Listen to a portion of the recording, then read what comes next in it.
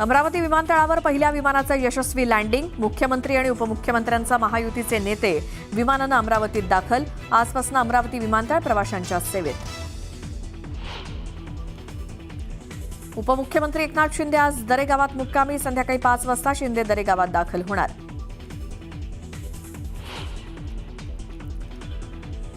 नाशिकच्या काठेगल्ली परिसरात रात्रीच्या वेळी दगडफेक. धार्मिक स्थळाभोवतीचं अनधिकृत बांधकाम. पाडकामाच्या मुद्द्यावरून उडालेल्या अफवेनंतर दगडफेकीची ही घटना.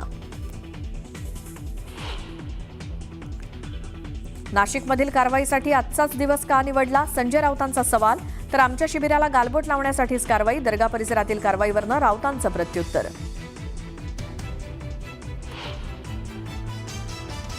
निलंबित पोलीस निरीक्षक रणजित कासले पोलिसांना शरण येणार. नवा व्हिडिओ शेअर करत कासलेंनी शरण येण्यासंदर्भात दिली माहिती. पूर्व विदर्भातील अनेक जिल्ह्यात बनावट कागदपत्रांच्या आधारे बोगस शिक्षक भरतीची व्याप्ती. शिक्षण उपसंचालक उल्हास नरड, निलेश मेश्राम यांसह 5 जणांना अटक.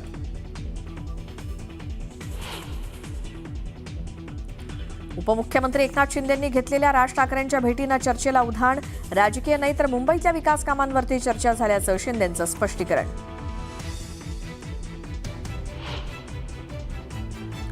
काल राज ठाकरेंच्या घरी आमरसपुरीचा बेत होता. राज ठाकरेंच्या निवासस्थानावरील डिनर डिप्लोमसीवरनं संजय राऊतांचा टोला.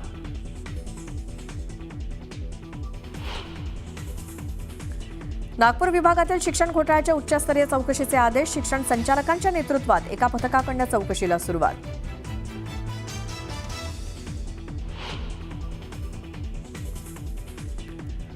हवामान विभागानं दिली मान्सूनची खुशखबर. यंदा सरासरीच्या 105% पाऊस पडणार, तर राज्यातही सरासरीपेक्षा जास्त पाऊस पडणार.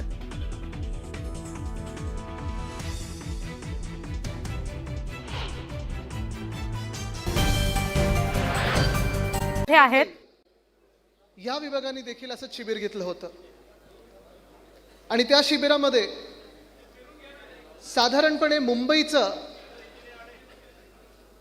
थोडं लाईट खरोखर गरम होतंय. एसी बंद आहे काय?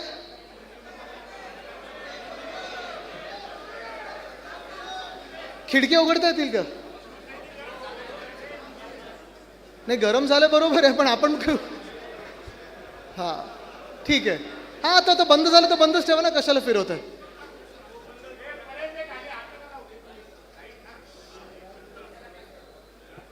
असंच एक शिबिर मुंबईमध्ये घेतलं होतं, ईशान्य मुंबईमध्ये घेतलं होतं आणि राऊत साहेबांनी तेव्हा मला मुंबईवर बोलण्यासाठी सांगितलं होतं.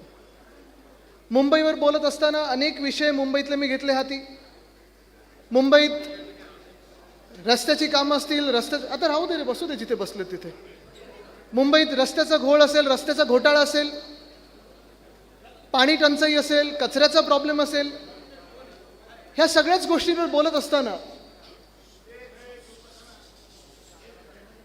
एक जाणवायला लागलं की संपूर्ण महाराष्ट्रामध्ये प्रत्येक जिल्ह्यामध्ये असं शिबिर कमीत कमी विभागामध्ये तरी होणं गरजेचं आहे. कारण आता आपल्याला दिशा ठरवायची, आपल्याला रोडमॅप ठरवायचा आहे की आपण शिवसेना उद्धव बाळासाहेब ठाकरे पक्ष म्हणून असेल, ह्या देशाचे, ह्या राज्याचे नागरिक म्हणून असेल, आपली वाटचाल कशी करणार आहोत.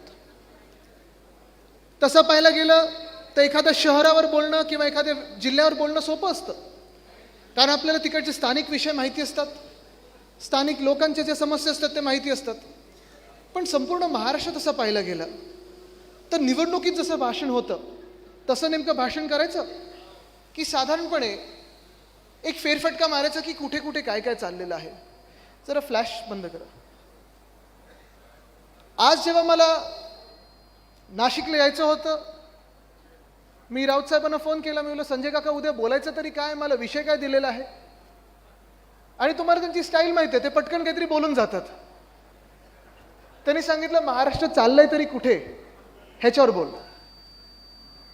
आणि प्रश्न हाच पडतो की महाराष्ट्र चाललंय तरी कुठे. आता ह्या सरकारला 100 दिवस तर उलटून गेलेले आहेत. जवळपास मला वाटतं 120 ते 130 दिवस झालेले आहेत. आता दिवस मोजायला त्यांनी सुरू केलेत.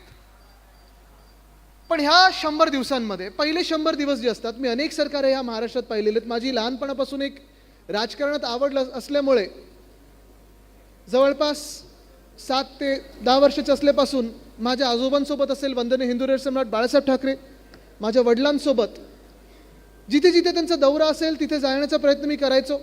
गाडीत बसायचो, विमानात बसायचो आणि निघून जायचो त्यांच्यासोबत. एकदा दोनदा घरून फोन पण आले आईचे की अरे गेलास कुठे तू? मी म्हणलं नाही, मी दौऱ्यावर सोबत गेलोय. 10वीच्या पण निकाल नाही आपलं काय, परीक्षेच्या आधी 4 दिवस परीक्षेच्या आधी श्रीवर्धनला गेलो होतो माझ्या वडिलांसोबत. आणि घरी सगळी धावपळ सुरू की अरे 4 दिवसावर पेपर आलेत, बोर्डाचे पेपर आहेत, आदित्य गेला तरी कुठे?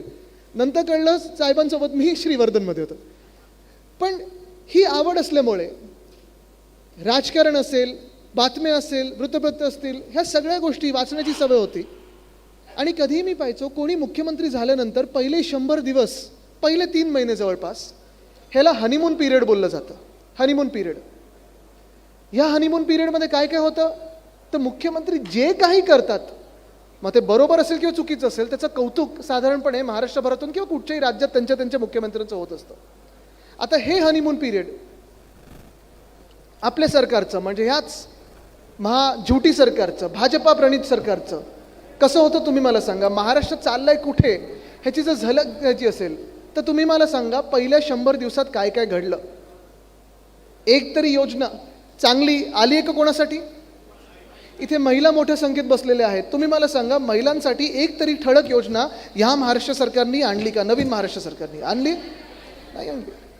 तुम्ही गावागावात जाता, तुम्ही वेगळ्या जिल्ह्याच्या तालुक्यांमध्ये जाता, तिथे गावात जाऊन बांधावर शेतकऱ्यांशी बोलता. प्रचाराच्या वेळी बोलला असाल, आत्ताही बोलला असाल. इथे शेतकरी किती आलेत? आत ना तुम्ही शेतकरी? मला तुम्ही सांगा हे जे सरकार बसलेलं आहे, आपल्या डोक्यावर बसलेलं आहे, निवडणूक आयोगाच्या आशीर्वादामुळे बसलेलं आहे, ह्या सरकारने गेल्या 100 दिवसांमध्ये, गेल्या 110 दिवसांमध्ये जे काही 3 महिने उलटून गेले असतील, 4 महिने उलटून गेले असतील, ह्या सरकारने शेतकऱ्यांसाठी एक तरी चांगली योजना आणली? आणली काही योजना? आज तरुण वर्ग इथे आहे, युवसेना आहे, युवती सेना आहे.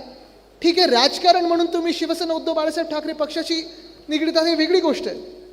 तुम्ही तरुण म्हणून आज विचार करा, जे 20शीत असतील, जे 30शीत असतील, जर तुम्ही विद्यार्थी असाल, जस्ट तुमचं डिग्री झाली असेल, तुमची नोकरी आता तुम्ही शोधत असाल, तुम्ही मला सांगा तरुणींसाठी एक तरी चांगली योजना या सरकारने आणली आहे का? आणली आहे काय? ह्या उलट काय झालंय आज तुम्ही बघा. लाडकी बहीण योजना काय झालं? लाडकी बहीण योजनेचं 500 रुपयावर आले. आता मला माहित नाही 1,500च राहणार की 500 रुपये राहणार, ह्या सगळ्या चर्चा सुरू आहेत. आपण तर 3,000 रुपये देणार होतो, 3,000 रुपये देणार होतो.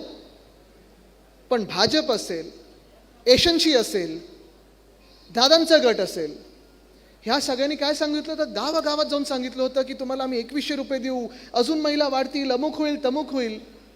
एक वेगळी कातडी लागते, एक वेगळा निर्लज्जपणा लागतो सरकारमध्ये की तुम्ही तुमचं सरकार बनल्यावर आणि एवढं बहुमत ठासून आल्यानंतर तुमचा जो वचननामा असतो, जाहीरनामा असतो, त्याच्यातून एक सुद्धा गोष्ट बजेटमध्ये आणत नाहीत, पहिल्या अर्थसंकल्पात आणत नाहीत. एक वेगळा निर्लज्जपणा लागतो. तसं आज मी पाहिली बातमी, 8 लाख महिला कमी केल्यात. 8 लाख म्हणजे तुम्ही विचार करा, एका वेळी जे सांगत होते 2.5 कोटी महिलांना ह्याचा लाभ मिळणार, अमुक मिळणार, तमुक मिळणार, 2.5 कोटीवरनं आता जवळपास 50 लाख महिला कमी करणार आहे. तुम्ही लिहून घ्या, ह्यांचंच कोणतरी कोर्टात जाईल आणि हेच लोक कोर्टात जाऊन कोर्टातून ही योजना बंद करतील, लाडकी बहीण योजना बंद करून टाकतील. पण ह्यांना काही लाज राहिलेली नाही आहे, कुठेही लज्जा नाही, काही नाही, कुठेही देणं घेणं नाही. त्रास ह्या